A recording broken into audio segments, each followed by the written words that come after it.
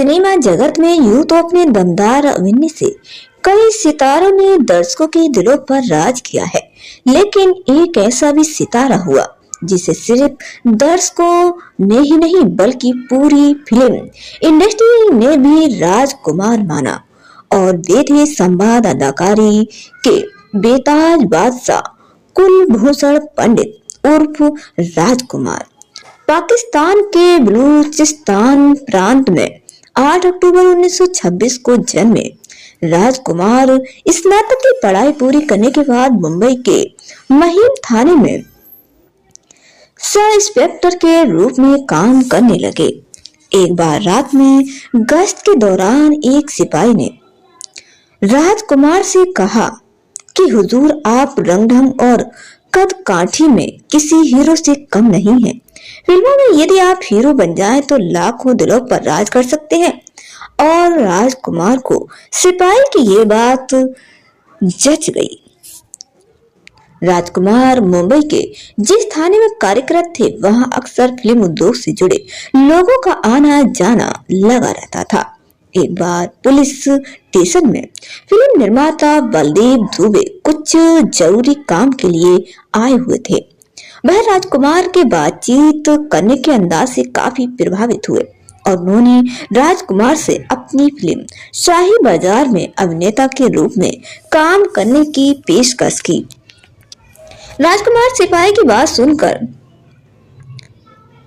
पहले ही अभिनेता बनने का मन बना चुके थे, इसीलिए उन्होंने तुरंत ही अपनी सब इंस्पेक्टर की नौकरी से इस्तीफा दे दिया और निर्माता की पेशकश स्वीकार कर ली। शाही बाजार को बनने में काफी समय लग गया और राजकुमार को अपना जीवन यापन करना भी मुश्किल हो गया। इसीलिए उन्होंने वर्ष 1952 में प्रदर्शित फिल्म रंगीली में एक छोटी सी भूमिका स्वीकार कर ली। और ये फिल्म सिनेमा घरों में कब लगी और कब चली गई ये पता ही नहीं चला। इसी बीच उनकी फिल्म शाही बाजार भी प्रदर्शित हुई, जो बॉक्स ऑफिस पर औंधे मुंह गिरी। शाही बाजार की असफलता के बाद राजकुमार के तमाम रिश्तेदार ये कहने लगे कि तुम्हारा चेहरा फिल्मों के लिए उपयुक्त नहीं है, और कुछ लोग कहने लगे कि तुम खलनायक बन सकते हो।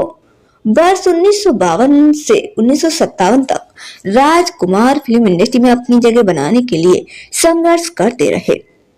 रंगीले के बाद उन्हें जो भी भूमिका मिली, राजकुमार उसे स्वीकार करते चले गए। इसी बीच उन्होंने अनमोल सहारा, अक्सर, घमंड, नीलमणि और कृष्ण सुदामा जैसी कई फिल्मों में अभिनय किया, लेकिन उनमें से कोई भी फिल्म बॉक्स ऑफिस पर सफल नहीं हुई। वर्ष 1957 में प्रदर्शित महबूब खान की फिल्म मदर इंडिया में राजकुमार गांव के एक किसान की छोटी सी भूमिका में दिखाई दिए। हालांकि ये फिल्म पूरी तरह से अभिनेत्री नरगिस पर केंद्रित थी, फिर भी राजकुमार अपनी छोटी सी भूमिका में अपने अभिनय की छाप छोड़ने में कामयाब रहे। इस फिल्म में उनके दमदार अभिनय के लिए उन्हें अंतरराष्ट्रीय ख्याति भी मिली और फिल्म की सफलता के बाद राजकुमार बतौर अभिनेता फिल्म इंडस्ट्री में स्थापित हो गए। वर्ष 1959 में प्रदर्शित फिल्म पैगाम में उनके सामने हिंदी फिल्म जगत के अभिनय सम्राट दिलीप कुमार थे, लेकिन राजकुमार ने यहाँ भी अपनी सख्त भूमिका के जरिए दर्शकों की वाह लूटने में सफल रहे।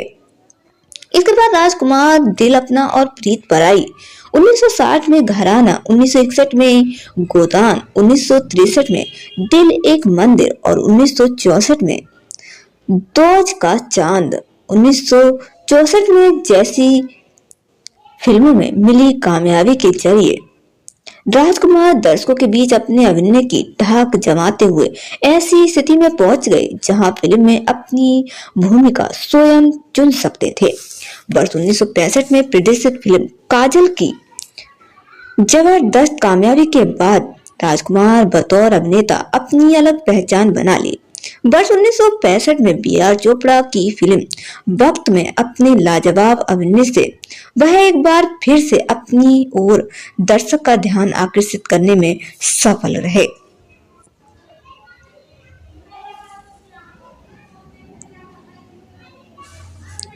फिल्म वक्त में राजकुमार का बोलबाला गया। एक संवाद, चिनाई सीट जिनके घर शीशे के बने होते हैं वो दूसरे पे पत्थर नहीं फेंका करते, या फिर चिनाई सेठ ये छुरी बच्चों के खेलने की चीज नहीं, हाथ कट जाए तो खून निकल आता है, दर्शकों के बीच काफी लोकप्रिय हुआ। फिल्म वक्त की कामयाबी से राजकुमार शोहरत की बुलंदियों पर जा पहुंचे। ऐसी स्थिति जब किसी अभिनेता के सामने आती है तो वह मनमानी करने लगता है और ख्याति छा जाने की उसकी प्रवृत्ति बढ़ती जाती है और जल्द ही वह किसी खास इमेज में भी बन जाता है। लेकिन राजकुमार कभी भी किसी खास इमेज में नहीं बने, इसीलिए अपनी इन फिल्मों की कामयाबी के बाद भी उन्होंने हमराज, नीलकमल, मेरे हुजूर, हीर रांझा, पाकीजा में रूमानी भूमिका भी स्वीकार की जो उनके फिल्मी चरित्र से मेल नहीं खाती थी। इसके बावजूद भी राजकुमार यहाँ दर्शकों के दिलों का जीतने में सफल रहे। वर्ष 1978 में प्रदर्शित फिल्म करम योगी में राजकुमार के अभिनय और विविधता के नए आयाम दर्शकों को देखने को मिले। इस फिल्म में उन्होंने 2 अलग अलग भूमिकाओं में अपनी अभिनय की छाप छोड़ी। अभिनय में एक रूपता से बचने और स्वयं को चरित्र अभिनेता के रूप में भी स्थापित करने के लिए राजकुमार ने अपने को विभिन्न भूमिकाओं में पेश किया। इस क्रम में वर्ष 1980 में प्रदर्शित फिल्म बुलंदी में वह चरित्र भूमिका निभाने से भी नहीं हिचके और इस फिल्म के जरिए भी उन्होंने दर्शकों का मन मोह रखा।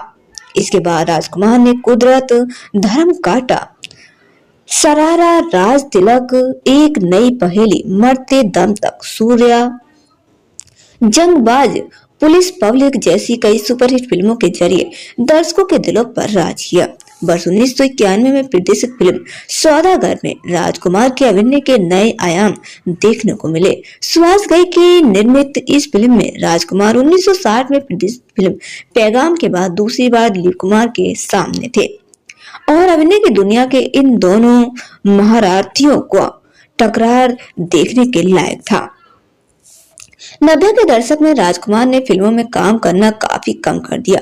इस दौरान राजकुमार की तिरंगा, 1992 में पुलिस और मुजरिम, इंसानियत के देवता, बेताज बादशाह, जवाब, गौड़ और गन जैसी फिल्में प्रदर्शित हुई। नितांत अकेले रहने वाले राजकुमार ने शायद ये महसूस कर लिया था कि मौत उनके करीब है, इसीलिए अपने पुत्र पुरु राजकुमार को उन्होंने अपने पास बुला लिया और कहा, देखो, मौत और जिंदगी इंसान का निजी मामला है। मेरी मौत के बारे में मेरे पुत्र चेतन आनंद के अलावा और किसी को नहीं बताना। मेरा अंतिम संस्कार करने के बाद ही फिल्म उद्योग को सूचित करना। राजकुमार बेहद ही मुंहफट आदमी थे। जो दिल में आता था उसे शब्दों का बाण बनाकर सामने वाले पर दाग देते थे। ये बात तो सोचते ही नहीं थे कि सामने वाले को इसका बुरा लगेगा या नहीं। पेश है कुछ ऐसे ही किस्से जो बॉलीवुड में बहुत ही मशहूर हैं।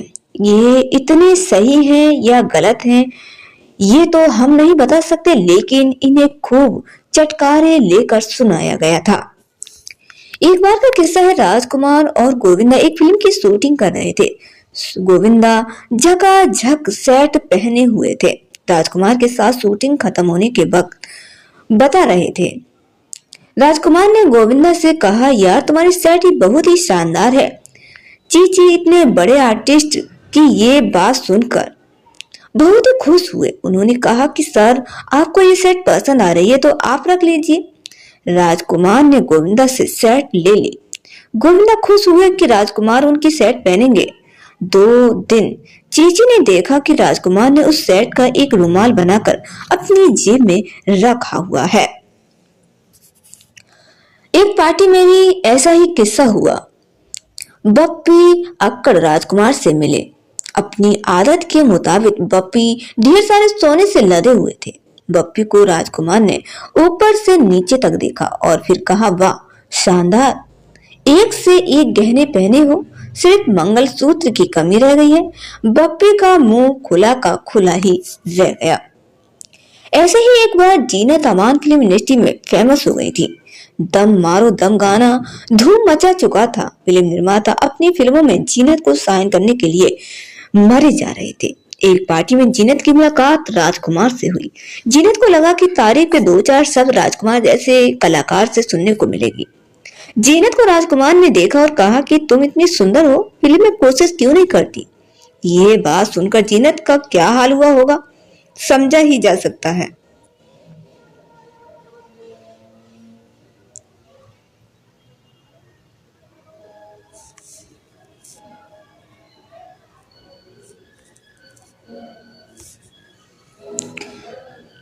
राजकुमार की अगर हम लव लाइफ के बारे में बात करते हैं तो जितना वो फिल्मों को लेकर चर्चा में रहे, उतना ही लव लाइफ को लेकर के भी सुर्खियों में बने रहे।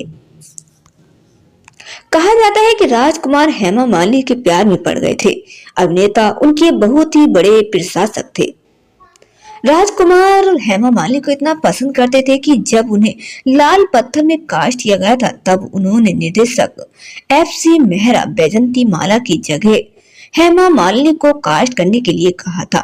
लेकिन जब हेमा मालिनी को लाल पत्थर मिला तो उन्होंने इसके लिए मना कर दिया। हालांकि बाद में राजकुमार ने उन्हें फिल्म के लिए मना भी लिया था। मीडिया रिपोर्ट के मुताबिक ये भी कहा जाता है कि फिल्म खत्म होने के बाद अभिनेता ने हेमा मालिनी को प्रपोज भी कर दिया था, लेकिन अभिनेत्री ने इनकार कर दिया था। राजकुमार ने पाकीजा फिल्म में मीना कुमारी के साथ काम किया था। अफवाह ये भी थी कि राजकुमार उन्हें पसंद करने लगे थे। कहा तो ये भी जाता है कि अभिनेता मीना कुमारी की खूबसूरती में इस कदर डूबे रहते थे कि अपने संवाद भी भूल जाते थे। हालांकि मीना कुमारी की शादी शुदा होने के बावजूद वजह से वह कभी अपने प्यार का इजहार नहीं कर पाए। इन सभी के प्यार में पड़ने के बाद अंत में राजकुमार ने एयर होस्टेज जेनिफर से शादी कर ली। दोनों के 3 बच्चे पुरु राज, पर्णी राज और वास्तविकता पंडित हैं। राजकुमार ने सौदागर, मदर इंडिया, पैगाम, दिल एक मंदिर, वक्त, लाल पत्थर, तिरंगा जैसी हिट फिल्में की।